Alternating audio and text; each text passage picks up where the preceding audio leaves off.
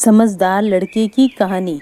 एक बार एक लड़का था जो गुणी, कलाकार और दिखने में अच्छा और बहुत बुद्धिमान था। जैसे एक स्वाभाविक नेता, ऐसा कोई जिसे हर कोई अपनी टीम में चाहता था, मगर वो बहुत स्वार्थी और गुस्सैल था।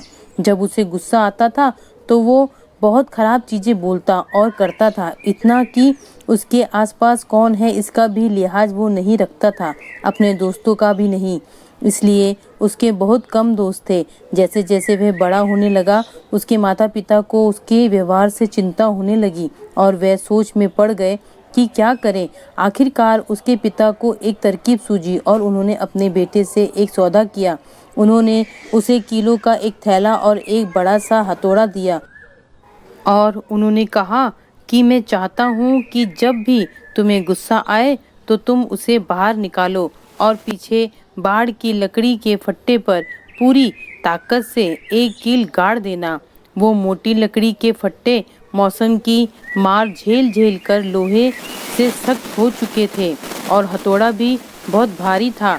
इसीलिए ये काम इतना आसान नहीं था जितना कि लगता था, मगर फिर भी एक दिन के अंत तक लड़के ने उसमें 37 कीलें गाड़ दी थीं।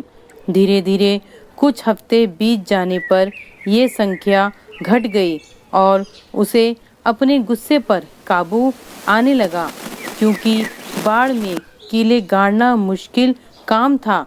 फिर एक दिन आया जिस दिन लड़के ने एक बार भी गुस्सा नहीं किया। उसने गर्व से जाकर अपने माता पिता को यह बात बताई। पिता ने कहा, तुम्हारी कामयाबी के लिए तुम एक कील निकाल सकते हो। ये तुम हर उस दिन कर सकते हो जिस दिन तुम गुस्सा नहीं करोगे। पिता ने उससे उसके साथ बाढ़ देखने चलने को कहा और उन्होंने कहा कि तुमने बहुत अच्छा काम किया है बेटे, मगर मैं चाहता हूँ कि तुम वो छेद देखो जो बाढ़ में रह गए हैं। अब चाहे जो हो जाए, बाढ़ कभी भी पहले जैसा नहीं होगी। गुस्से में कही और करी बातें भी ऐसी ही निशान छोड़ जाती हैं, जो दाग हमेशा रह जाता है। अब तुम कितनी भी दफ़ा माफ़ी क्यों ना मांग लो और कितना भी साल क्यों ना बीत जाए, फिर भी दाग रह ही जाते हैं। बातों की चोट भी हाथों की चोट जितना ही दर्द देती है।